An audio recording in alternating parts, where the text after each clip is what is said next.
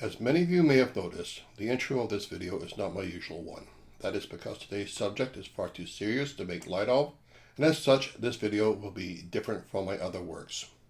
Today, we are looking at one of the leading lights of white nationalism, Greg Jonhson. I first became aware of him when I was casting about for material to include in my 10 Questions for White Nationalists video, when I stumbled upon a collaboration between him and Millennium Woes entitled Inevitable White Nationalism, which I used as a source material for my follow-up video. After I released that second video, I figured it would go the same way as all my other past efforts, largely ignored and uncommented on. It turned out to be one of my most watched and commented upon videos to date, and it has scored a hell of a lot of thumbs down from the Greg Jonhson fanboys.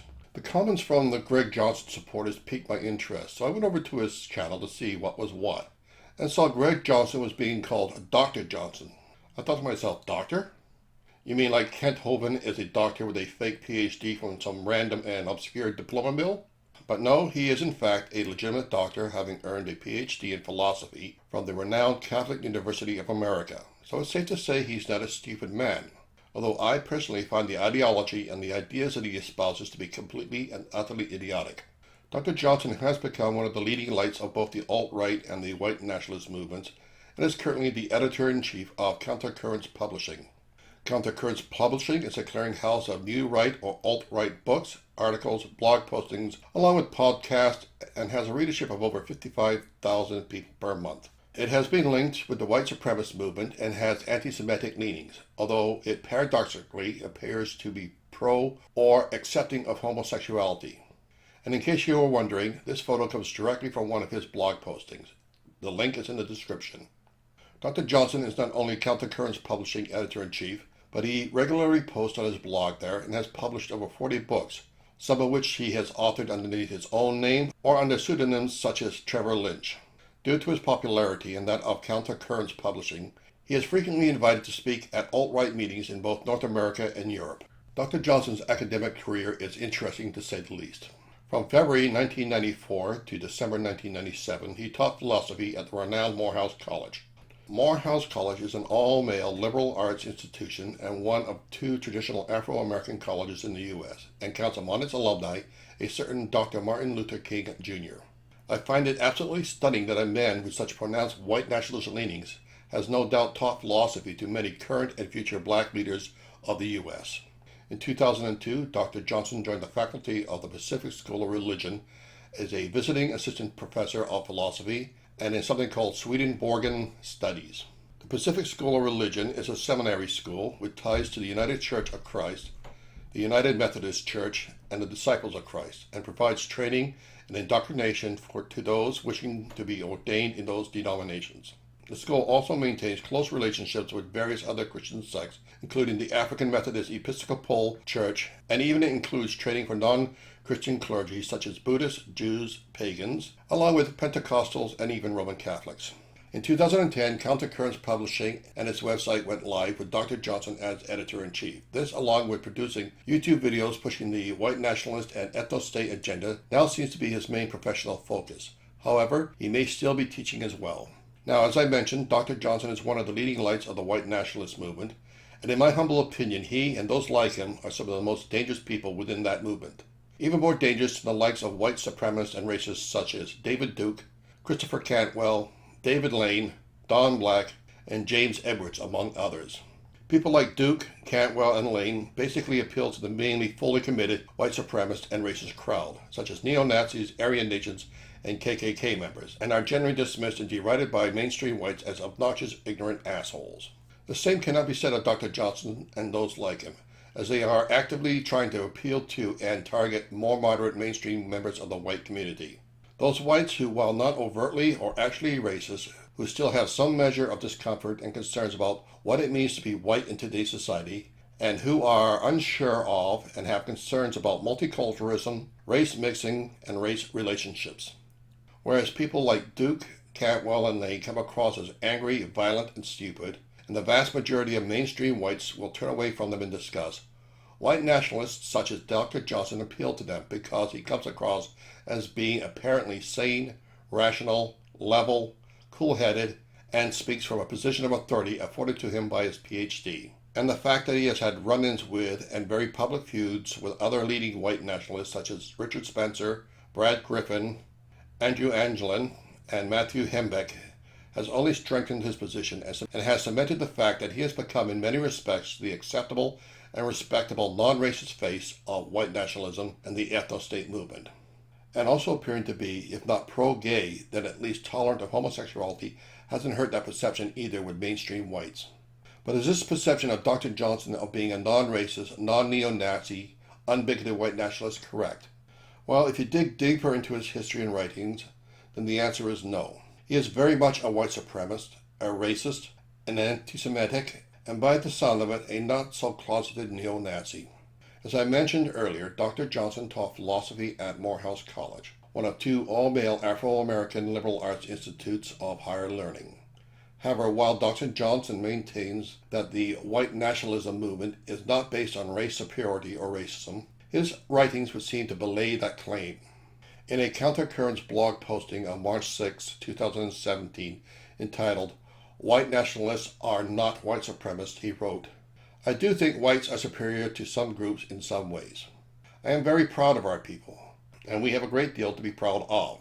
It is easy to find ways in which we are superior to other groups, but you can also find ways in which we are inferior to other groups.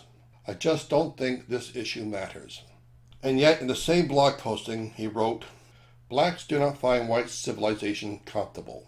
It's like demanding that they wear shoes that are 2 sizes too small when we impose our standards of punctuality and time preferences, demand that they follow our age of consent laws, or foist the bourgeois nuclear family upon them. These things don't come naturally to Africans.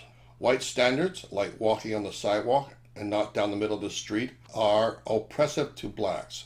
Such standards are imposed by the hated white supremacy system. But if we don't impose white standards upon them, we have chaos. We have great cities like Detroit transformed into wastelands.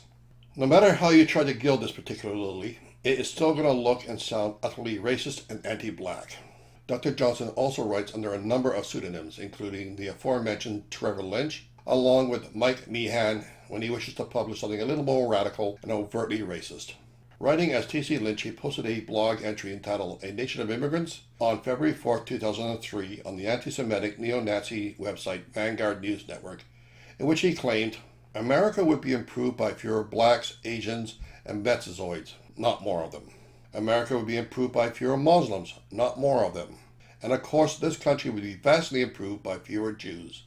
And in brackets he writes, "I think America would be improved by fewer Christians too, but that's another essay." White America is a mixture of people from all over Europe, slowly being submerged in a rising tide of mud. The term mud is a very old term used to describe non-white people, and it's highly offensive and is highly racist. There's no two ways about it. He goes on, and in the June 7, 2019 edition of the alt-right magazine, the Occidental Quarterly, again writing as T.C. Lynch, he commented on interracial dating and mixed-race breeding in an article entitled "More on the Dynamics of Race Mixing," where he wrote, "The tragedy of interracial dating is that the non-defective few will always be lumped in with the defective many. If you want to avoid that tragedy, date a white person."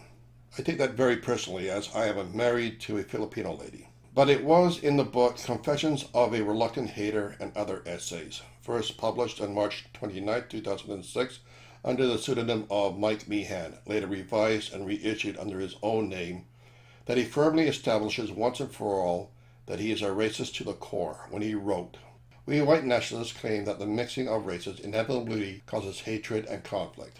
So it is silly for us to pretend that we are immune to the effect of racial mixture. If white nationalists who claim they do not hate other races are honest, then they are living refutations of their own claims that multiracial societies breed hatred. I am living proof that multiracial societies cause racial hatred."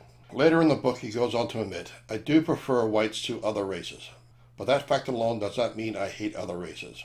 But I must be frank, I really do hate other races. These examples of his writing pretty much belie and put to rest his claim that he is not a racist nor a race supremacist, along with proving false his claim that the white nationalist movement he champions is non-racist. But while he attempts to play down or deny his racism against non-whites, he is very open and vocal about his anti-Semitism. In a Countercurrents blog post dated October 9, 2014, entitled Vanguardism, Vantardism, and Mainstreaming, he wrote, "The organized Jewish community is the principal enemy, not the sole enemy, but the principal enemy of every attempt to halt and reverse white extinction. One cannot defeat an enemy one will not name. Therefore, white nationalism is inescapably anti-Semitic." But he was writing again as T.C. Lynch, where his anti-Semitism really shines through. In an article entitled "To Cleanse America, Some Practical Proposals," published on the Vanguard News Network in 2003, he wrote, "As for the Jews, at the very least, all their property should be confiscated. At the very least. There are two reasons for this. First, we should consider reparations. Second, they were allowed to keep their wealth, they would immediately use it to stir up trouble against us. Just look what happened when Adolf Hitler, with the typical excess of kindness that was his greatest flaw, allowed the Jews of Germany to immigrate with their fortunes. As bad as his comments against other races were, this one is far worse. In one paragraph, he calls for Jews to lose all their rights as citizens of the United States, and to have their property and wealth be forcibly stripped from them. Once American Jews have been stripped of their rights, citizenship, and wealth, one can only imagine what the next logical step in the mind of Dr. Johnston would be. I am betting it would be forcible expulsion at best, extermination at worst. What he is advocating here is nothing less than what Adolf Hitler and the Nazis of the 1930s and 1940s not only advocated but attempted. But it should not be all that surprising, as in the same paragraph, he openly calls Adolf Hitler a kind man who allowed Jews to immigrate with their fortunes. This is patently false on two fronts. One, Hitler and the Nazis confiscated the vast majority of German and later European Jewish wealth and belongings. And two, by 1935, the Nazis placed harsh restrictions on Jewish migration out of Germany. There was no kindness or generosity afforded to the Jews by Hitler or the Nazi regime. Dr. Johnston tries to hide his neo-Nazi leanings by decrying the use of Nazi symbology by the alt-right and white nationalist groups such as the Aryan Nations, the KKK, and others as counterproductive and as having a negative cultural and media image problem. But it should be noted that he and Countercurrents Publishing recognizes and celebrates both Hitler and Mussolini's birthdays, calling them both great men who have a lot to teach the white nationalist movement. However, like the neo-Nazis that he tries to distance himself from, he is not loath in using the full might and force of the state to gain his political objectives. Again, in the 2003 essay, To Cleanse America, Some Practical Proposals, he wrote, "Yes, there would be thousands of white race traitors marching and holding candlelight vigils. That is why we have rubber bullets and fire hoses. Yes, blacks and Mexicans would riot and burn down the neighborhoods and Korean convenience stores. But that is why we have the police and the National Guard. What?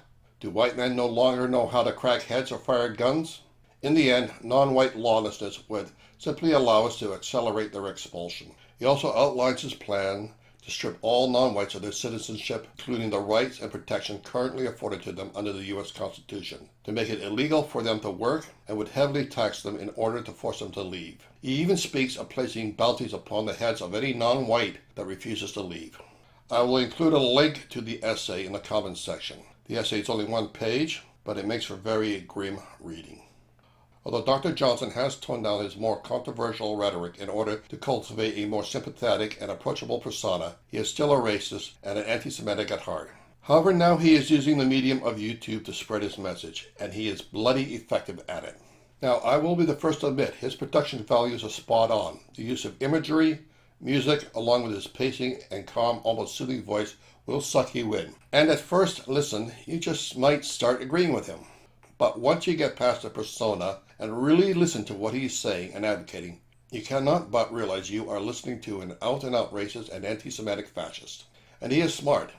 He knows that such videos are likely to be flagged, and a channel dedicated to them runs the risk of being shut down, so they are spread out among a number of smaller channels. Another hallmark of his work is that he attempts to stay within the KISS principle. Keep it short and simple. so its audience will not get bored nor have enough time to really think about what he is actually saying. We will now look at and dissect Dr. Johnson's video entitled White Extinction. I will cut it into 4 sections. Each section starts where the preceding section ends and in proper sequence. There is no editing tricks involved. As I said earlier, his production values are spot on. The imagery and music he uses are no doubt carefully selected in order to elicit powerful emotions within the viewer. Emotions which will reinforce the message being presented and increase the likelihood that said message will be accepted and internalized by the viewer. I would urge everybody to focus both on his message, but more importantly, on how he presents it.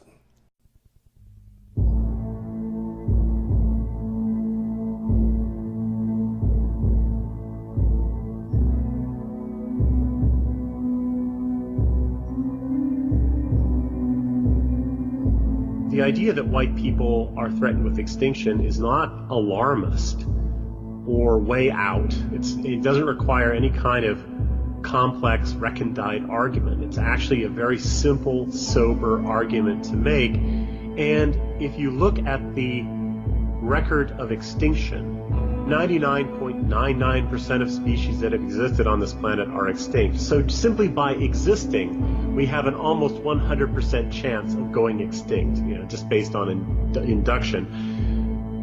But then, when you look at specific causes of extinction, what are the causes? Well, there are things like loss of habitat.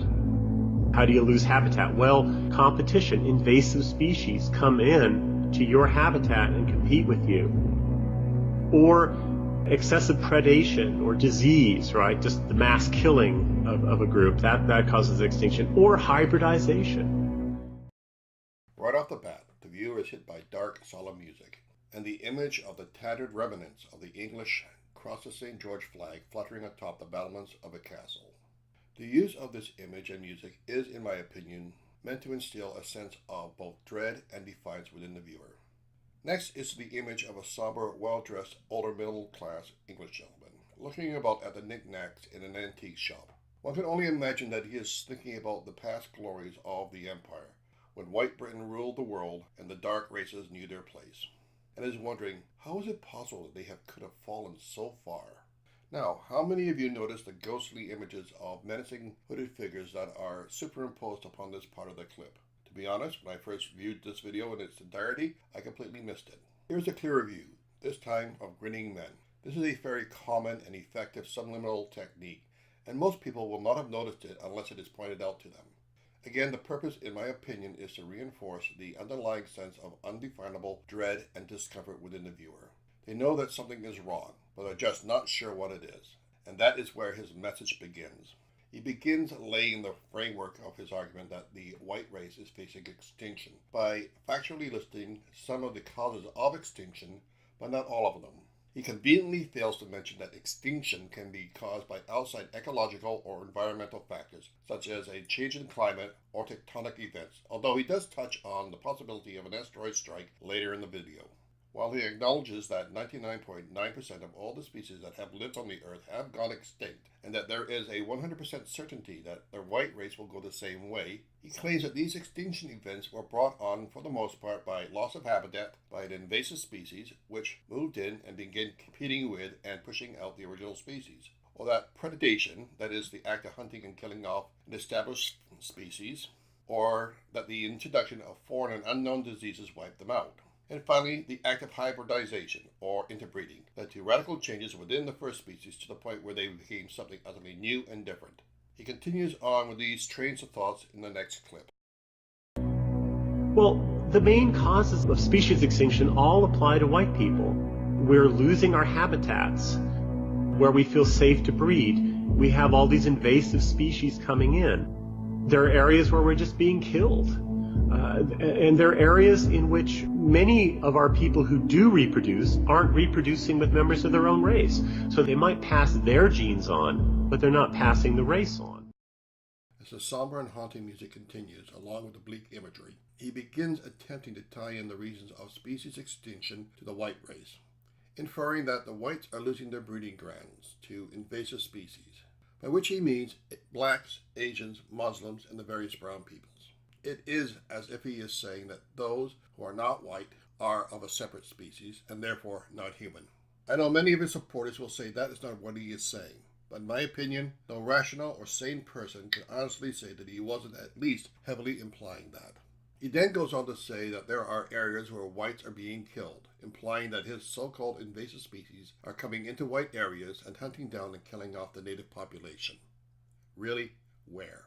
As far as I can tell, if you're a white and live in North America, Europe, the UK, New Zealand, Australia, then you're pretty safe from being hunted down and killed off in job lots. At best, he is indulging in shameless hyperbole here.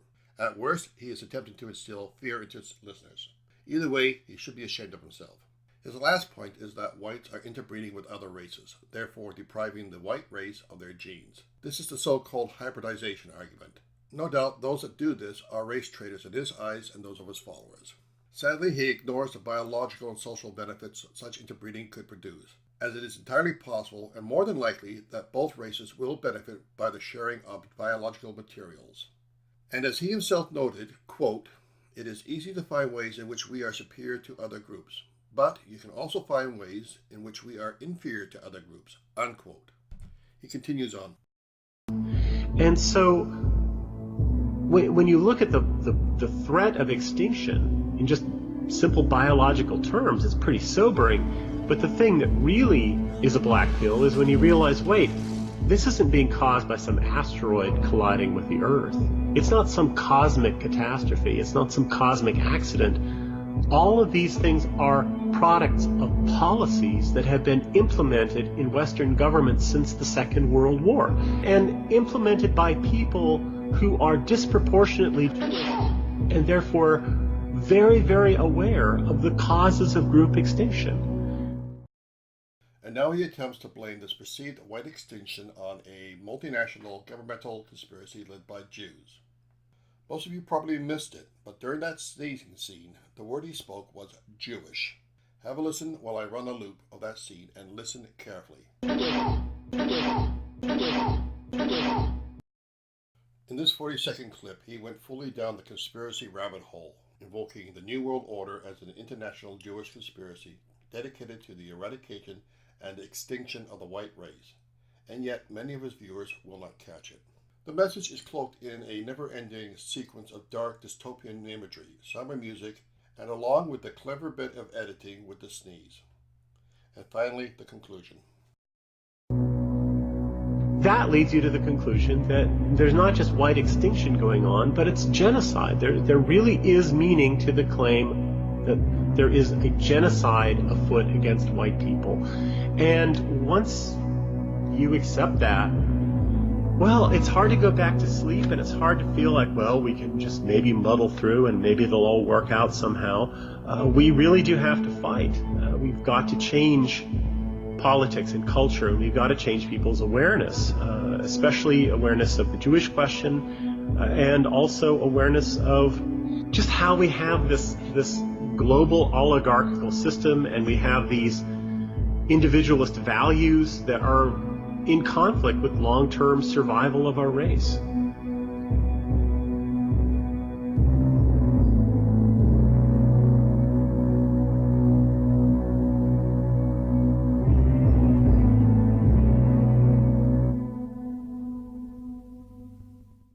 Remember the sequence. First, identify the causes of extinction. Then, loosely detail how those causes are being forced upon the white race. Next, identify those that are driving this extermination of the whites, leading to the conclusion that whites are facing genocide that is being led by a multinational Jewish conspiracy. And finally, a call for action. Whites must fight back, change their politics and culture, deal with the quote Jewish question, and change our individualistic values to that of something more akin to a white hive mind. The last 16 seconds of his video is nothing but dark, somber images of masked or hoodie-wearing black youths, along with scenes of fires burning, all to the dreary, never-ending, dark, menacing music that has been playing since the beginning. The entire message of his video is simple and direct, that you, as a white person, along with your white family, nation, and culture, are under attack, not just ideologically, but under dire, direct, and imminent physical attack to your very existence and life. That he has never once offered a shred of evidence to his assertions is not the point. The whole point of this video, and others like it is to play upon the underlying fear many mainstream whites have of minorities and people of other races and cultures, and to ramp those fears up as far as possible. It is a psyop piece, and a well-crafted one at that, as it is designed to manipulate the emotions and fears of a receptive audience. The imagery chosen is spot on. The background music is perfect, and the editing tricks of superimposing faint, almost undetectable images upon the main image, along with the sneeze edit of the word Jewish, comes right from the subliminal marketing playbook. This video is not targeted to those already committed to white nationalism and the creation of a white ethnostate, but rather those on the sideline. Those who could go either way. And that is why it and Dr. Johnston are dangerous. More dangerous than all the KKK and Aryan skinheads put together. They know that in order to be successful and to bring about their white utopia, they need the backing and support of mainstream whites. And videos such as this are crafted to target this demographic and to draw them in. And this needs to be exposed and brought out into the light of day. Otherwise, it will continue to creep into the very fabric of our society, and if successful, we could very well see the reinvention of the 1930s Germany somewhere in the West. And we all know how that turned out. So, if you or someone that you know is getting into Dr. Johnston and his white nationalist movement, I strongly urge you to dig deeper into his words and history, along with what he is actually saying and advocating.